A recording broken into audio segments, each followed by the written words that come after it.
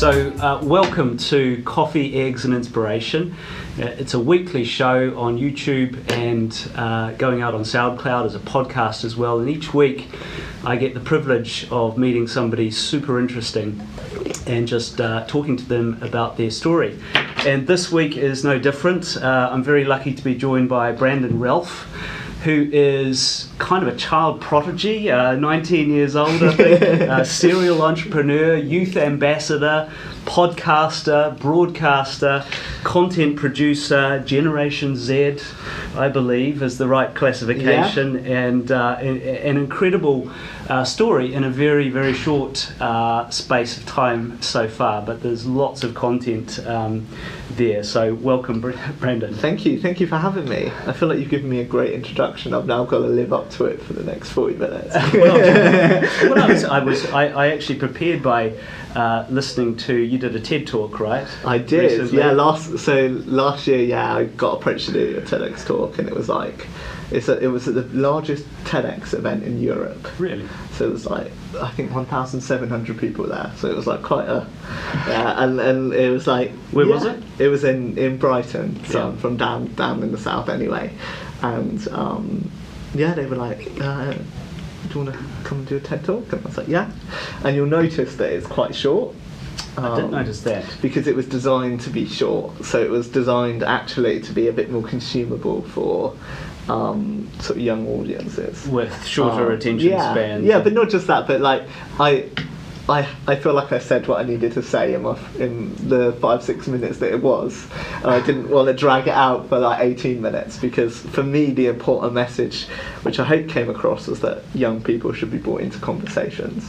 And I think you could do that in 5 minutes. And for me, even for older generations, I think when you see a video on YouTube, and I love YouTube's like my favourite site, but when I see a video that's on YouTube that's like over 15 minutes, it's like I've got to commit in my head to watching that video. Do you get what I mean? So it's it's like I've got to then, for the next 15-20 minutes, like focus on this video. But then it's like when it's just 5 minutes, I can go, it's only 5 minutes, I'll just stick it on that. Well, do you know what, Brandon? I feel like I'm getting intense real-time coaching here. The last one of these I put out, I think, was 40 minutes. No, but it's different, because I too listen to podcasts, but when I'm listening to something like this, I would be on a train usually. Yeah. So my favourite podcast is this podcast called Views.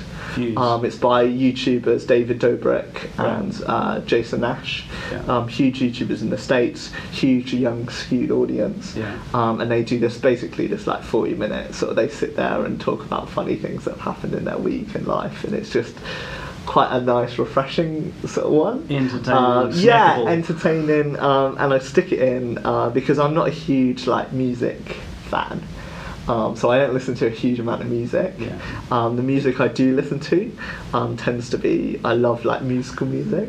So I'm into my musical, my theatre and things like that. So my other sort of passion when I'm travelling, because I travel a lot, is podcasts. So I listen to a lot of podcasts. But when it comes to YouTube or videos, it's just, if I've got to, when Shane Dawson uploads his new video, I will set an hour and a half aside to watch it. But in my day-to-day, I'm a bit, more like, okay, well, I can't commit to that. So the TEDx talk was just in that mind. It was like, I want something that's quick, biteable, that you'll see and pop up in your recommended, and you'll be like, it's only 5 minutes, so I can watch it, learn a little bit about young people. Well, you know what? That's exactly what I thought. So, gosh, in case there are some Generation Zs watching, we should skip to the chase here. So, 19 years old, so it's a long but a very intensive life. You're essential. I feel like when I get to 20, I'm going to suddenly become older. Do you know what I mean? Like, this is what everybody says. They're like, when you join when you leave your teens, it's like you suddenly are like, the novelty will wear off. But I've still got my birthday was in July, so I've still got another like 11 months of it. Well, I've got good news to you. You'll still feel 20 when you're more my age, which I won't disclose. But thanks. So at one stage, I understand you were the UK's youngest CEO. Tell me about that. Yeah. So my original venture. So I think it's important to sort of say that I never really I was never a businessy person. So my home life, I come from come from originally Reading, but then I moved down to Eastbourne, which is nice by the coast. And my mum's a hairdresser, my dad's a grab lorry driver. It's not like I come from a family of entrepreneurs, you know. And I used to, this is the cool thing, I used to want to be a spy. So A spy? Yeah. Are you? So, no, I'm not. Well, no. you couldn't tell me I even if you couldn't were. tell you. But the important thing for me was like, I loved programming and things like that. So I learnt to code when I was really young and things like that, which I think is so important. Favourite language? I don't know. I kind of don't code too much anymore. When I do code, I code lots of PHP because I do like PHP is just so easy when you can just drop it on the web compared to having environments. But I mean, Golang is like the cool one at the moment. Is it? Yeah. Okay. But I'm loving. I mean, I think programming. The value of programming is once you know one language, it's actually relatively simple to move between them. And is that what led you to your new business? Was it a technology kind of, business? Yeah. So we, I'm assuming you've heard of Minecraft. Yes. I'm a bit concerned if you hadn't. I have 2 teenage sons, so I have heard of How old are your Minecraft. sons? 14 and 17. Actually, they're a bit. Yeah, well they'll be Minecraft reliving now, on the thing at the moment. So Minecraft's in its little what I would call like its nostalgia tour. Yeah. So it's back in the mainstream. You'll see on YouTube at the moment. It's retro it's back and cool there. again. It's kind of come back as like people are playing it ironically at the moment. And but basically I built content in Minecraft for companies and organisations and YouTubers. So we used to work. Which kind of the cool link in with Google, I guess, is that we used to have I used to produce the largest Minecraft live stream on YouTube. Wow. Amazing. Called How to Minecraft. Okay. Have you heard of it before? Yes, I have. And so that was full of creators. Yeah. I've exited since 4, but 5 and 6 have gone on to even more success. So lots of subscribers, lots of views. Yeah, and across lots of YouTubers in this country and mainly in the States, lots of talent that it just all played in one map. And that was a business for you. Yeah, well, we got paid a production fee from all the YouTubers. Everybody sort of like, there was a smaller YouTube fee, everybody paid their share. Yeah. And then the other part of the business, the main part, was we built content for for companies that wanted to do that, and we did like a really cool like advert for Tesla and things like that, and we just built lots of content in the game. You'd be surprised. Are there a lot of Tesla buyers in that sort of Minecraft audience? Oh no, it was like a Tesla, like it was for the Model 3. Gotcha. They did like a competition, and so we were like, we'll make a Minecraft advert. Okay. And I think MKBHD won in the end with his advert. But we liked Minecraft, and I played it as like, as you do. I don't know if you're familiar with back in the olden days of Minecraft, when it was like the Yogscast and that sort of crowd, and it was like, a very small community. Back when I started, there was like... Back in the olden days of Minecraft. I grew up in New Zealand, we had 3 channels, one of them was black and white. So this is all quite recent. But this was like, kind of back when gaming, so Minecraft on YouTube made gaming, like, YouTube kind of grew Minecraft, I think. YouTube was responsible for Minecraft's growth, and that was down to the creators on the site. And very early on, I was in Minecraft, like the Minecraft universe. There used to be an IRC channel with Notch in, and we used to chat when it was that small, before even multiplayer came out or anything. And we kind of realised quite quickly that that there was a business. When YouTubers play maps and things like that, somebody's got to make them, and fundamentally somebody's got to pay for them. Yeah. And there's huge Minecraft servers, games within games. Some that, I think the record for one is 68,000 concurrent people on one Minecraft server. Yeah. Which is just amazing. So there was this whole ecosystem inside of Minecraft that sort of built up. Now what sort of happened towards the end of my tenure was that Microsoft started kind of crushing what I saw as the creativity and the freedom. So we'd built loads of technology to help translate because they built a whole new version of Microsoft. They built the C version, which is on mobiles and Xboxes and all that now, and they kind of left the Java version behind, which we'd all played on, and we'd built all of our technology on, but we kind of built technology that allowed us to port it there, but then they started clamping down on everything we could do, and clamping down, in my opinion, on creativity. Right. And so you'd had enough. This was Go Creative, right? Yeah. And you exited. You sold? Or? Yeah. Well, it was kind of. I can't talk too much about it because it's all NDA'd. But you don't need to talk about it. And then, as you do, I feel like whenever you come out with a big job and something like that, because I was still in school for this whole period. Wow. So you were what age when you exited? So I started when I was 13. I exited when I was 17. Jeez. And so I learnt to program when I was 11, so it kind of started and then it kind of grew. And then what happened there was I kind of went into consultancy. Consultancy, so that took you into, was it Think Nation? No, so Think Nation is a little venture, we'll come back to that in a bit, I think. Good. It links in more today, but Internet Ready is kind of the, what I would call my consultancy part. So I mainly work with big organisations, sort of Google size, that sort of level, in the big fields of how they can engage young people to market to them, and then also how they can hire them into organisations. Right. So when you say young people, I mean, so Gen Z, so people that are born sort of after 1997, this generation that represents a third of the UK and a third of the world, so quite a large generation, and the generation that are coming into the workforce now. So the ones that are just finishing university, just coming out of school, still loads of potential. They're the ones that have grown up with, YouTube and social media. It's their brain chemistry has fundamentally changed. I had to look at it before, and the official definition, or one of the official definitions, is aged 4 to 24. So exactly that sort of cusp of coming out of school. So first job, second job, maybe. A little bit. It's a little bit. The definitions Different are around definitions, it. They like to pull in this new generation Alpha at the moment, which is the one after Gen Z. Oh, is that right? Which would be the under 4s, which is kind of the people born after 2010. But I've struggled with that because I don't think there's been enough of a change between generations like we've seen with millennials and us. I'm Gen X, by the way. You're Gen X. Yes. So I'm down the same end of the alphabet. Yeah. That's people born in the 70s. And, Gen X. Interestingly, Gen X is a lot similar to Gen Z than millennials. Millennials are that weird in between, that middle, that don't really fit anywhere. And I mean, I'm kind of generalising here with everyone. You've got to kind of accept me for that. I do, when I do consultancy, I do go a bit more into departmentalising. But if we generally look at generations, the work ethic and things like that come from Gen X, your generation is very similar to Gen Z. Millennials just seem to have this weird, I think it comes from them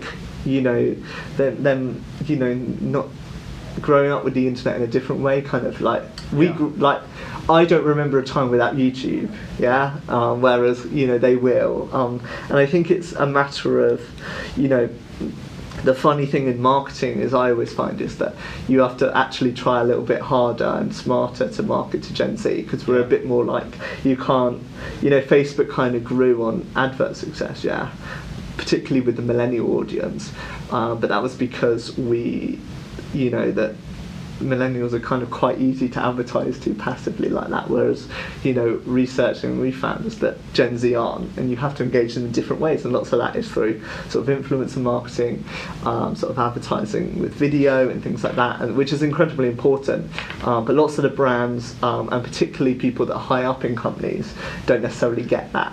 Particularly if they if they have children, they have then a certain image of young people through their children's eyes and through their children's peer groups, rather than taking a big overall stand, and also as well we see that sometimes they just aren't so susceptible to accepting that there's quite a big change of a generation. It's going to be quite a shift in the next sort of 10 to 15 years. I love the concept of Internet Ready and advising large companies on Gen Z. There's probably a few Gen Xers like me watching or listening. what advice would you give them? I mean, the simple thing that I give, that I always go at sort of the end of my TEDx talk, is fundamentally you've just got to have a conversation with them. So in an organisation like Google, it's like people like yourself that are at the top of the ladder talking to the people that are just coming into the organisations that are Gen Z, and having lots of communication and discussing, and not dismissing their ideas because they've just joined, but listening to what they want and pulling it up. And there's different ways to do that, and what I get to do in my role is go into organisations and look at the best way for that organisation specifically to do it, because each organisation is unique, and how they target young people, and how many young people they're hiring is completely different for everyone. But it's fundamentally is all about having conversation and sort of like being on an equal level to them, and having them want, because what we're seeing, and I think you probably see similar at Google, is that people are moving jobs a lot quicker, so they're not sticking around for 40-year careers. I think, and you've seen it in my career, and how I jump around is fundamentally because I think I just have so much to give, and that I want to move around and try different things. I see the future of education being that we'll end up all going back to school when we're 30 and retraining to do something else, and constantly learning. Multiple times, 30, and maybe 40 and 50, and then God knows when the retirement age will be when I get there, probably 90. Maybe. What you say really resonates with me. I have to say, I've got a couple of, actually more than a few mentors who are in their 20s. Yeah. And it's actually a two-way mentorship, and I tell you, I learn as much from them, probably more, than hopefully they do from me. So I think you're onto something. It's important because it's a matter of understanding. And 20, I feel like when you go over 20, it's a different. You're more looking at the millennial view, but I think I'm excited to see if you're still at Google in another 10 years, when the generation that are like 10 at the moment, do you get what I mean? Right. Then are 20. Gee, so I need to add to my. I need you as a mentor. To mix the generations. I'm happy to come back, but this is fundamentally what I did with Internet Ready is because I'm in this generation, and I constantly, my life is well, if my life was, and we'll go on to what my life is now in a little bit, but my life was. And it still is to a big extent. It's just looking at data, commissioning data, researching, but fundamentally, what I do is I am the consumer myself. Yeah. So when I'm like recommending, companies to build relationships with influencers for whatever, I can recommend you the best influencer because I watch lots of them. Yeah. I'm subscribed to like hundreds of YouTube channels, and I watch. Basically exclusively YouTube, maybe a little bit of Netflix and a little bit of the BBC, but a majority of my time is on YouTube, watching a large variety of creators. So you have a depth and an expertise. Yeah, well, I watch everything from beauty YouTubers to tech YouTubers to comedy YouTubers, sort of sketches, to sort of more. The big thing that's rising on YouTube at the moment is like the tea spillers, like the sort of tea spillers. Yeah. I'm pretty well versed in YouTube.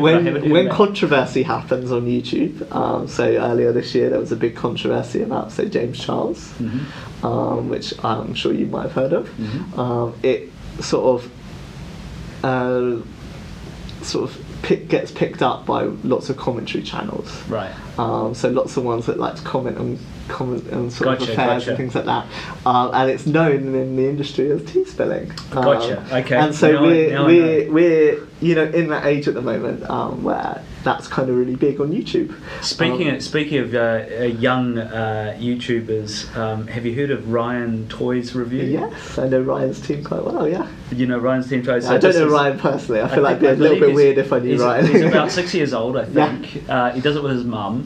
And he's got, I think I just checked this morning, 21 million subscribers and 32 billion views now. Well, you use Ryan. There's this amazing girl in the UK called Tatiana. Yes. who is managed by a wonderful friend of mine called Laura Edwards, who I just love, because Laura is like me in terms of she's like a Gen X, but she is like a Gen Z, because she just watches YouTube. It's like when a new Shane Dawson video comes out, we text each other. It's like that sort of relationship. And so Tatiana is a huge YouTuber in the UK in the kids space, as you probably know. She's got 10 million subscribers, and she just released a range called Hearts by Tatiana in Asda in the UK, and it was in there for a 6-week run, and it sold out within 5 days. Goodness. Well, thank you for talking so much about YouTube. We didn't actually. No, but take me back to your companies. You've got 2 others, and I'm anxious to hear about those. So Think Nation is a friend of mine, Lizzie's company, who and I sit on the board for, and I also help produce some of their events. And it's kind of been around for a few years now, and it's a young people's. It brings together thought leaders. So people like yourself, who have lots of industry experience, and it brings them together with young people together at events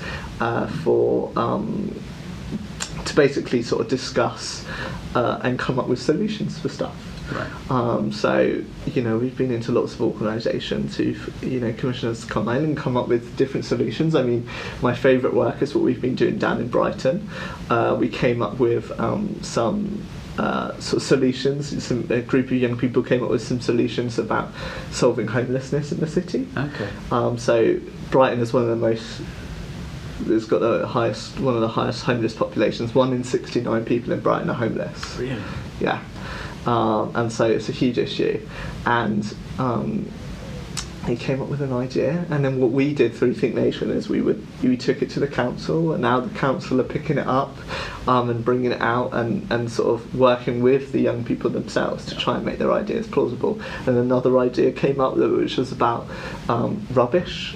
And how to fix rubbish issues, and then Worthing Council, which is next door to Brighton, were like, we love this and we want to try that out, and so we kind of allow young people to come up with ideas, and we have this very sort of fancy format that allows it to happen in a day, and then at the end of the day, sort of like a hackathon, a crowdsourcing of creativity, a hackathon, kind of like that, and the sort of mission of the company is to humanise technology, and really sort of understand, and fundamentally we sort of want to do that, and then we've sort of been putting a little bit more of a sort of rest on that as we move on to our new venture, but we're working with Columbia University and their global centres, and doing hopefully we're doing one next year, but we're hoping that it turns into a regular thing of sort of bringing very, very big sort of world thought leaders together using our format.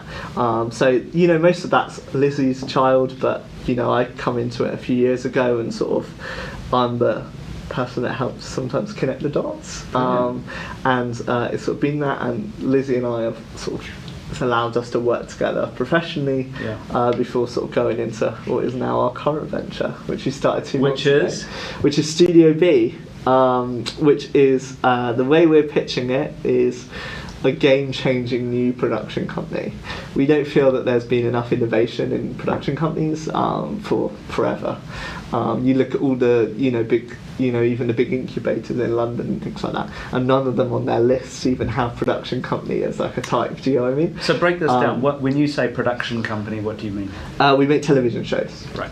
Or not necessarily just television shows, also content for that lives on SVODs. So another plug for YouTube Premium, and subscription video on demand. Yep. And I'm loving what YouTube are doing with their new move of how they're doing SVODs and how they're releasing it to the public a little bit more, because I'm a YouTube Premium subscriber, but I understand not everybody is, and it's quite nice. It's nice for us as when we're going to be producing content that it will be seen by a wider audience that's ad supported. And is it short form, long form? What do you do? Films, TV? Our key thing is we're working on targeted content for under 24s. Okay. So TV has a big issue at the moment where obviously young people aren't watching television anymore, because they're watching YouTube and Netflix and things like that. And what we want to do is we really want to We think that there is a way that you can make young people watch television, but the way that you do that is by building multi-platform approaches into your programs. And what commonly happens with production at the moment is they'll go, oh, we finished that production, we need to put some clips on YouTube, yeah? So like chop up bits and put them on YouTube, and it's like, okay, that's cool. But what we do is we fundamentally think about everything like that from the get-go. Or like content as a sort of multiple surface thing. Yeah, so we don't treat it as just like that, and so when we're doing commissions, we don't just go, this is just going to live on that. And I mean, Channel 4 are a huge sort of leader in pushing digital spaces. They're hiring commissioners at the moment that are just going to commission YouTube content, which is fantastic. And we really sort of hyper focus on that, young audience. And that sometimes goes out in children's content. At the moment, we seem to be very sort of bullet eyeing on that sort of like 14 to 24 range. Right. So that sort of coming out of like young adult to sort of coming from like a young adult to going into sort of adulthood, and it is all about building multi-platform. And what we try and do is we try and bring lots of young people into what we're doing. So we're going to be hiring lots of young people into our workforce. We're raising at the moment to be able to do that, and then we're doing some other things which are industry firsts. Like we're building new sort of software that's going to allow us to build interactivity into our shows into a way that we can modulise at lower costs, so we can actually do a lot more interactivity in the budgets that are out there for it already. And then so we're putting lots of money into development, and then we're also doing lots and lots of sort of like what we call different like industry changes. So our company is sort of led by the values that we're in. So Lizzie and I, very strong values driven people, and so we fundamentally care about, our values are, we want high quality content, so we're not going to be creating crap, it'll be high quality broadcast ready content. And that's very important for us and very important for what we think is going to be to allow us to bridge the gap between this YouTube content and TV, bringing that together. We care about sustainability. So BAFTA have this thing called Albert, which sort of gives you a star rating on sustainability. Yeah. And so we're aiming to get 3 stars, which is the highest stars on every one of our productions. There's also a humongous issue in production at the moment of diversity and inclusivity. Yes. We went to a conference in July, and we looked down the audience, 1,500, and you could literally count the BAME people on one hand, Right. And so we were like, yeah, this is a big issue. It's not reflective of society. No, and it's not just in those backgrounds as well. It's in social economic stances. There's not enough people from the working class in television. It seems to be sort of London elite, and so we're really looking to sort of pull that apart and change that. Importantly as well is not just diversity, but it's the inclusivity. So when those people are in our company, they feel included, because what commonly happens is they'll get brought in as a statistic, and then they won't fill in there and leave, and it kind of, we're not about that. We want that, and in our companies throughout, in Go Creative, we used to hire in 13 different countries across the world. Wow. So we had a team of 40. There was literally 2 of us in the UK. Everyone else was international. Lots of diversity. So loads of diversity, and for us, it's important to have that diversity throughout, and then. Our next sort of thing is we want to put people first. So there's this there's been, believe it or not, there's been no major study in the UK about the effects of mental health of people that work in television. There's one going on at the moment, but up until that there was no study in the UK. There was one in Australia. And the sort of unfortunate thing that came out of it is the statistic that really stood out for me was that people that had thought about suicide in the last 12 months was 6 times above national average. Really? Yeah, in the production industry. In Australia. It's the pressure and how they're worked, and there isn't support networks. So what we're planning on doing is putting people first in everything we do. Yeah. So we're going to have an independent part of our company that's just going to be looking after well-being for everybody, both on screen and off screen. So you've seen the recent scandal with Jeremy Kyle and how that's been removed off of air. And that was purely because, I think, in my opinion, because a producer was put under pressure to get guests on the show, and they weren't checked properly, or they were checked under the psychiatrist was under the producer, so they felt an obligation to do it. And so what we do is we completely remove that stance, and we have it completely separate. And so that's kind of one of our sort of things. And then we're doing something which is also kind of quite revolutionary in the industry, is we're very keen on transparency. So we're through like vlogs and posts and videos, we're going to be sharing exactly how we make television. Wow. So it's very... So you can sort of come in behind the scenes and follow the process through. Yeah, and we're going to be hiring lots of young people to spearhead that. So sometimes it is, hard to match young people in high quality, to be honest, because they haven't had 10 years of experience behind that. And we can match that to an extent, and we can work with that and build them. I think young people can learn at an accelerated rate anyway. But, for us, it's this whole strand we're calling Making Studio B. So Studio B sounds amazing. Internet Ready sounds amazing. So Think Nation sounds amazing. Yeah, and so for me, it's always just everything you'll see is just all about young people. I live and breathe them. I am one myself. Well, you are. Yeah. And for me, I do loads and loads of work with, which you can see on your little list here. I'm an ambassador. I'm an ambassador for Young Enterprise. You are. So I judge lots of their national competitions, and I help steer their company. And I'm also what's called an enterprise advisor. So around the UK, the Careers and Enterprise Company is funded by the government, and there's this little scheme which I'm going to send to you because I think you should do it. But it's called Give an Hour. And it asks you to give an hour a month to a local school that'll be around where you live, and it could be in a different way. It could be, strategy, which I do. So I'm what's called an enterprise advisor. So I have a local school near me, which I go into for a couple of hours a month, and help them with their enterprise strategy of getting young people into the workplace. And luckily, my school's one of the best in the area. In terms of their enterprise statistics, which we're still working. We're not perfect, so we're still going to get there.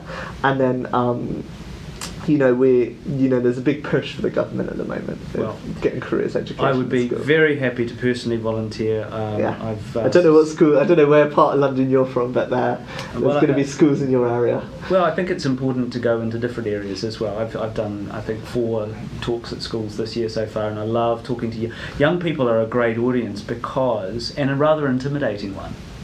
Because it's different. Very knowledgeable, right? Well, it's like I just always see it as you can't, sort of treat them like idiots. It's like you have to talk at them with a level. It's exactly the opposite, right? Actually, they're more expert than most other groups. Yeah. So listening to you, I mean, it's extraordinarily inspiring. Thank you. And meaning-driven, purpose-driven as well. What is it that do you think? I mean, you're clearly exceptional, but you're not the exception. No. In your age group. What is it that's driving people of your generation to start businesses? I think the main reason is the ability to do it. So, I'm going to use YouTube again because it is a fantastic example. It is the reason that there's all these young YouTubers is because it's so easy to click and upload and start, a business in some ways through making videos.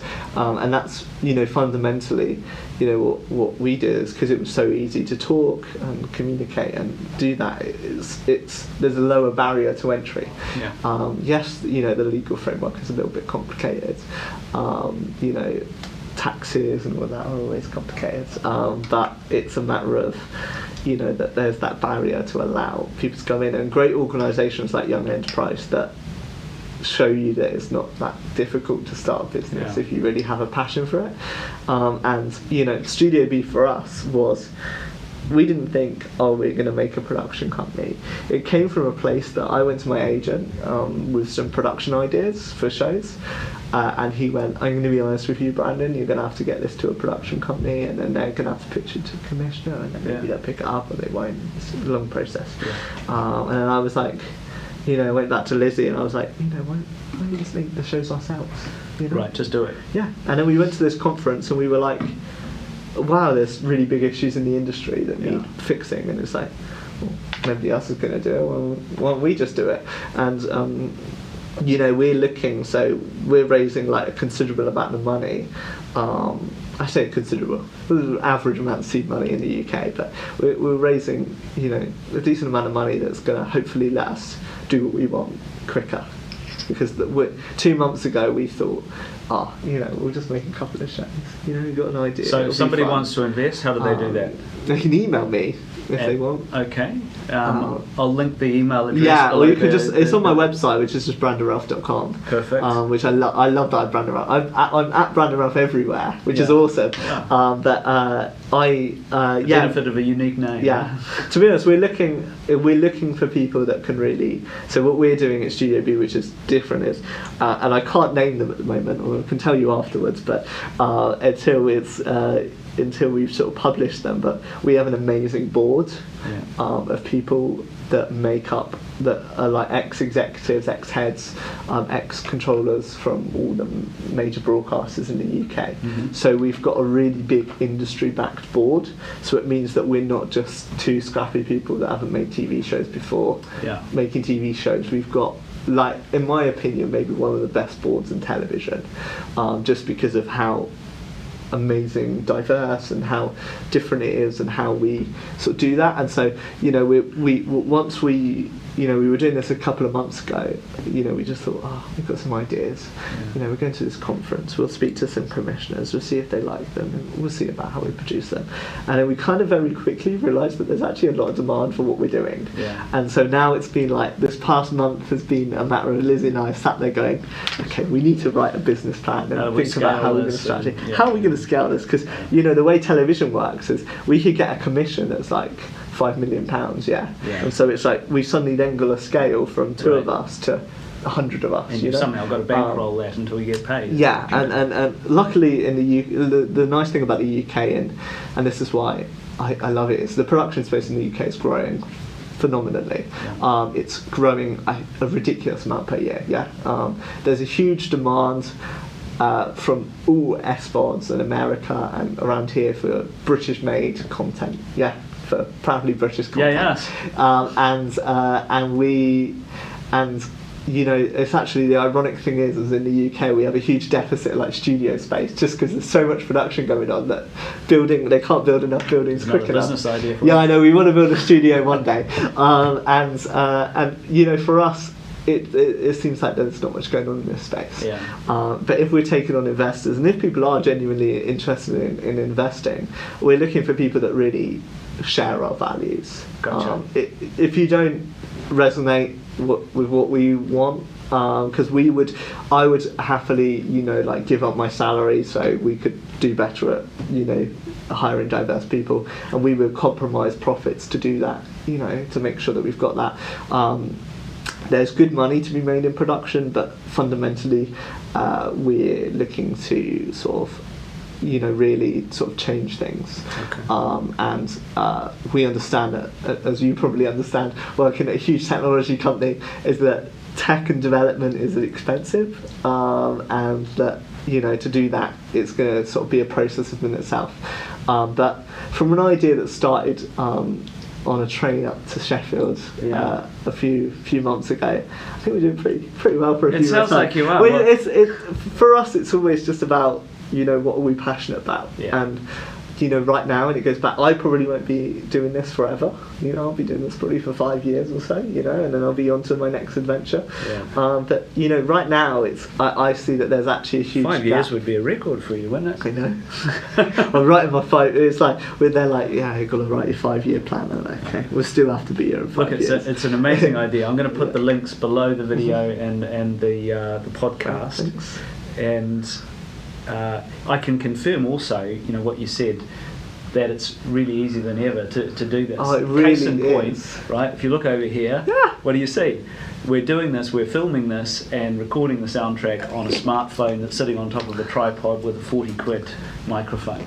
Yeah. So it's as simple as it really, and you know, this is kind of what YouTube has sort of, I think, taught this generation, is that really you can pick up a camera. I mean, look, like there's been YouTubers that have gone from 0 to 1 million subscribers in a matter of weeks, you know.